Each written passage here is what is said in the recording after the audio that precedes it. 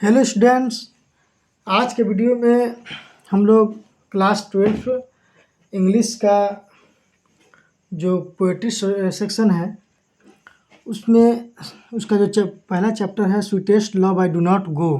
Sweetest love I do not go, इसका summary हम लोग देखेंगे। ठीक है, ये VVI बहुत ही इम्पोर्टेंट है। ये VVI समरी ये हमेशा पूछे जाते हैं। ठीक है, ये उसको हम लोग देखेंगे और समझेंगे। ठीक है, इसे आप लोग याद भी कर लेंगे। तो sweetest love I do not go, इसको लिखा है जॉन डन ने। ठीक है, जॉन डन ने। यह एक लव आधारित कविता है या प्रेम पर आधारित कविता है। इसमें कवि कहते हैं कि sweetest love I do not go, मेरी प्रियतम, मेरे प्रिय, मैं तुम्हें छोड़कर नहीं जाऊंगा, मैं नहीं जाऊंगा यहाँ से। ठीक है, तुम्हें छोड़कर नहीं जाऊंगा। तो चलिए इसको समरी हम देख लेते हैं और इसको समझते हैं। चलिए, दिया गया है sweetest love I do not go is a love poem. ठीक है, sweetest love I do not go is a love poem.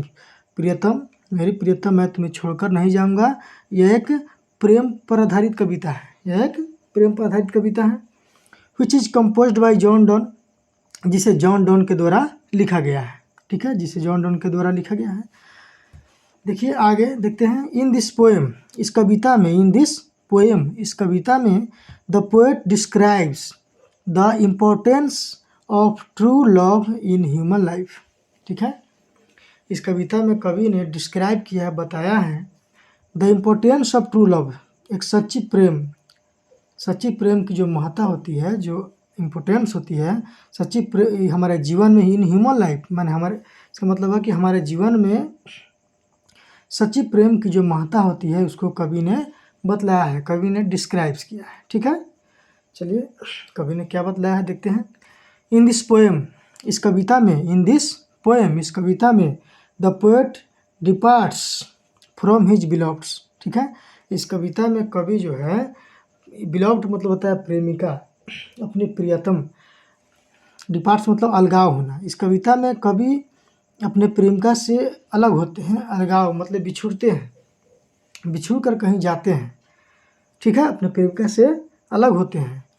She becomes very sad, जब वो अलग होते हैं तो बहुत ही उदास हो जाती है, बहुत ही दुखी हो जाती है। The poet consoles his beloved over A temporary separation. ठीक है, देखिए यहाँ पर कहा द पोएट कंसोल्स, कंसोल्स मतलब होता है दिलासा देना, ढाढ़स बढ़ाना, दिलासा देना।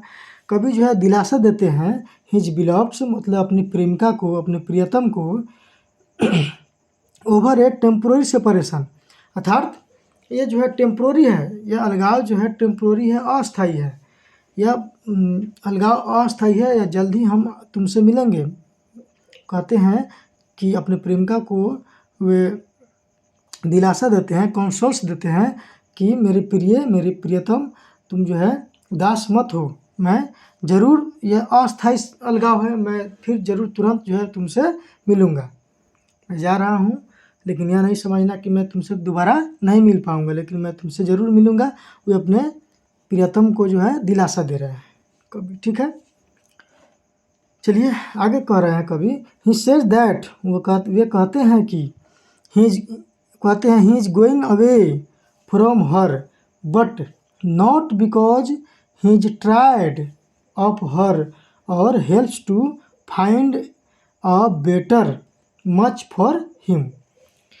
कवि कहते हैं कि he is going away from her, वे जो है, मैं तुमसे दूर जा रहा हूँ, लेकिन तुम यह नहीं समझ लेना, because, but not because he is tired of her, तुम यही नहीं समझ लेना कि मैं तुमसे थक गया हूँ। ठीक है, ये अपने प्रियतम को, अपने प्रेमिका को ये समझाते हैं कि मेरे प्रिय, मैं तुमसे अलग हो रहा हूँ, तो यह नहीं समझना कि मैं तुमसे थक गया हूँ। अब हर और helps to find a better much for him, और मुझसे जो है तुमसे अच्छा कोई मिल गया है, इसलिए मैं तुमसे अलगाव नहीं हो रहा हूँ, तो यह हरगिज नहीं समझ लेना। ठीक है, कभी भी यह मत समझना। कभी अपने प्रेमिका को समझा रहे हैं। आगे दिया है, he is parting because he wished to die in jest. वे अलग हो रहे हैं, कह रहे हैं कि मैं अलग हो रहा हूँ क्योंकि मैं चाहता हूँ कि थोड़ा सा, जैसे मान लीजिए कि मृत्यु तो सबको होना है, सबको एक ना एक दिन मरना होता है, लेकिन मैं थोड़ा सा पहले ही देखना चाहता हूँ कि थोड़ा सा अलगाव होकर के मान लें कि अगर मैं मर जाऊँ तो कैसा होगा, किस तरह से वे अनुभव करना चाहते हैं कि क्या थोड़ा सा पहले ही मृत्यु से पहले वे थोड़ा सा अलग होकर के दिखना चाहते हैं। ठीक है, वन डे, एक दिन, ही हैज़ टू डाई, सो एक दिन तो मरना ही है, कभी कहते हैं कि एक दिन तो अलग होना ही है। ठीक है, तो बिफोर डेथ, डेथ के पहले, मृत्यु के पहले, he wants to keep himself happy, तो थोड़ा सा मृत्यु से पहले ही हम लोग यह ट्राई करके देखते हैं क्या होता है इसमें। ही प्रोमिसेस, वो प्रोमिस करते हैं अपने प्रेमिका को, प्रोमिस करते हैं कि to his beloved that he will be back just as the sun comes back.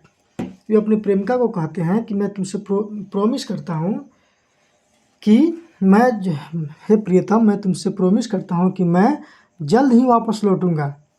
Just as the sun comes back, sun की तरह, सूरज की तरह, जिस तरह से सूरज रात को ढल जाता है और सुबह में निकल जाता है, उसी तरह से मैं भी जल्द ही तुम्हारे पास वापस चल आऊँगा। वे अपने प्रेमिका को दिलासा देते हैं। देखिए आगे क्या है। ही ऑल्सो प्रोमिसेज दैट, वे और भी प्रोमिस करते हैं that he will return faster than the sun. ठीक है, वे और अपने प्रेमिका से यह प्रोमिस करते हैं कि वे सूरज से भी तेज, फास्टर देन द सन का मतलब हुआ कि सूरज से भी तेज जो है रिटर्न होकर के आएंगे, सूरज से भी तेज आ जाएंगे तुम्हारे पास जल्द ही, उससे भी तेज चल कर आऊँगा, आप उदास मत हो। He tells her that this parting is nothing, वे कहते हैं कि यह अलगाव कुछ नहीं है, तुम टेंशन मत लो, हे प्रिय तुम टेंशन मत लो, यह अलगाव कुछ नहीं है। In comparison to death, death की तुलना में यह अलगाव कुछ नहीं है। डेथ जो होता है वह सबसे बड़ा कंपेरिजन है, सबसे बड़ा सेपरेटिंग है, वह उसके बाद कोई नहीं मिल पाता है, लेकिन यह डेथ की तुलना में यह कुछ नहीं है। ठीक है, थोड़ा देर के लिए हम लोग अलग हो रहे हैं। So she should not shed tears over his departure. ठीक है, तो समझाते हैं। So she should not shed tears मतलब आंसू ओवर हिज डिपार्चर, इसलिए अलगाव होने पर तुम्हें आंसू नहीं बहाना चाहिए, तुम रो मत, मैं दोबारा फिर तुमसे मिलने आऊँगा। यह जो है अलगाव कुछ नहीं है, मैं ज़रूर आऊँगा, तुम जो है आंसू मत बहाओ। ठीक है, चलिए नेक्स्ट है। ही फर्दर सेज दैट, वे आगे कहते हैं, फर्दर मतलब आगे, वे आगे कहते हैं that even if he dies he will be present in her, so there is no question of separation. वे आगे कहते हैं कि अगर बाय द वे अगर मेरी मृत्यु हो जाती है, अगर मैं मर जाता हूँ, फिर भी he will be present in her, so मैं तुम्हारे साथ हमेशा के लिए, हमेशा मैं तुम्हारे साथ रहूँगा। There is no question of separation, वहाँ पर अलगाव का कोई प्रश्न नहीं रहेगा, मैं हमेशा तुम्हारे साथ रहूँगा। यहाँ पर कभी दूसरे जगह जाते हैं घूमने, नौकायान करने कहीं घूमने जाते हैं, तो उनकी प्रियतम जो है, उनकी जो प्रेमिका है, जो लवर्स है, वो बहुत ही उदास होती है, बहुत ही दुखी होती है, तो कभी उनको समझाते हैं। ठीक है, यही समझा रहे हैं कि अगर मैं वापस न भी आऊँ तो भी मैं तुम्हारे साथ हमेशा के लिए रहूँगा। ठीक है, चलिए आगे दिया 10। अतः the poet shows that true lovers can not be separated even by death, तो कभी इसमें कहते हैं, दिखाना चाहते हैं कि ट्रू लवर्स, जो सच्चा जो प्रेमी होते हैं, वे कभी नहीं, can not be separated even by death, उनकी मृत्यु हो भी जाती है फिर भी वे कभी भी एक दूसरे से अलगाव नहीं होते हैं, एक दूसरे से अलग नहीं होते हैं। ये एक सच्ची प्रेम और प्रेमिका जो होती है, सच्ची प्रेमी और सच्चा प्रेमिका जो होती है, वह मृत्यु के बाद भी कभी भी अलग नहीं होते हैं। They never die and depart from each other, वे कभी नहीं मरते और कभी एक दूसरे से अलग नहीं होते हैं। ठीक है, तो ये हमारा समरी था, इसको हमने आप लोगों को समझा दिया।